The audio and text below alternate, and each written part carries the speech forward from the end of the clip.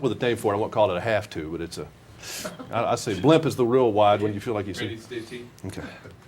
You can turn the camera on, but you don't have to. That's probably optional too on my camera. Iris? Tell me when you have speed and you're ready. Waiting on a B camera. It's always the B camera. Okay, Yeah. B camera. Will you get your act together back there? That's singing cameraman. Good to go. Two more. I've not seen you since you won for Braveheart, but could you tell there were a lot of people out there rooting for you? I kind of felt like I was out there You did? rooting for you because we did 2 different interviews on the subject, which we never do. Yeah. One satellite and one regular. And I just felt like I was putting stuff on to tell people that, you really need to go out and see this movie. Oh, that's good. Yeah. Oh, I felt, yeah, a lot of positive energy. It was kind of an out-of-body experience for me. I felt like I was at home watching it on television. It was, I felt not present.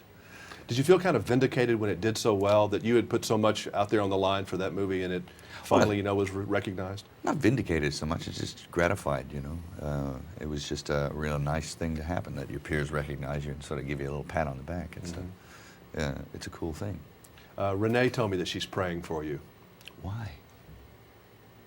Oh, yeah. You She started does back, that. You started back up again, didn't you? Did you see me like that? I didn't see you light it. Good. So you'd worked so hard to quit during the editing of Braveheart, right? Yep, and I quit again. I quit all the time. Hey, you know what? If you don't smoke, you can't quit. That's true. He's so bad. Yeah. Have you gotten to the point, and you're not an old man by any means, but do you ever get a little achy and after these mornings when you're jumping over cabs and Oh, things yeah. like that, wake up a little cranky? Yeah. Pop the old humorous back in and keep your humorous about it. And, there's a few creaky joints. Few joints there. Yeah, settling in. I'll get used to it. This movie, watching it with an audience is fun because people are talking at the movie, they're yelling, it's a very vocal audience when you watch this kind of film. I think that's because it's so tense. Is that why they're talking? There's a lot of tension, but it's also a dilemma flick. It asks the audience to ask himself a lot of questions about, boy, that's a dumb thing, or is it? And it gives them options and choices,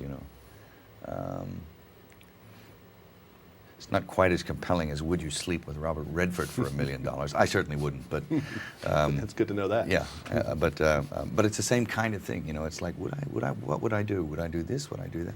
So it's kind of a thinker, and a thriller. I was really surprised that anyone who's not been through the experience would know how to get the emotion of that thing in your stomach that you would get if you lost your child. I lost mine for 20 minutes once. Yeah. And it was an emotion that I've never had before. I never pray that I have it again. No, it's it's completely worse awful. than a loss. I can't even tell you what it is, but you guys got that feeling in the movie. Oh, How'd you do that? Well, it's happened. I mean, you said it yourself. I mean, you remember that feeling. It's simply emotional memory. And, I remember I was in a pharmacy one time, and my daughter, who was 2, walked away.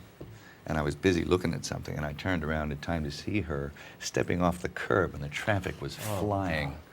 And it was just like one of the most horrendous. My hair must have stuck straight up in the air. But before I knew it, I was about 40 feet. She was about 40 feet away. And I knocked old ladies over and bumped into shelves and completely wrecked the joint to get to her, before. So it's a fairly kind of strong impulse we have to protect our young, And the feeling after that was probably another emotion Oh, that man. I'm never going to let her out of my sight again. If I'd lost her, Yeah. I couldn't go on. Oh, no legs for about 5 minutes. I was like, had to just sit hug down. them, just hold Yeah, them. yeah.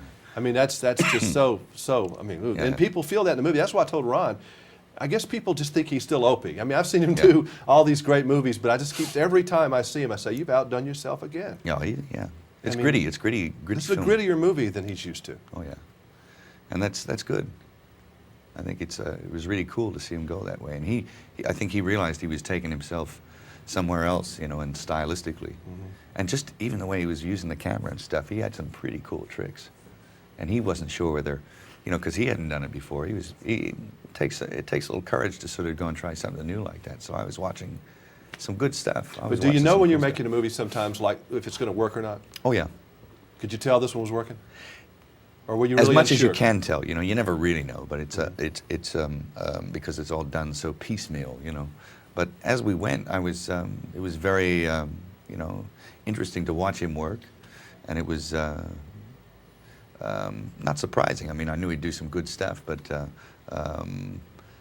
but it seemed to be okay as we went. So you know, I felt pretty confident. It's a home run. Yeah, I'm praying for you. yeah.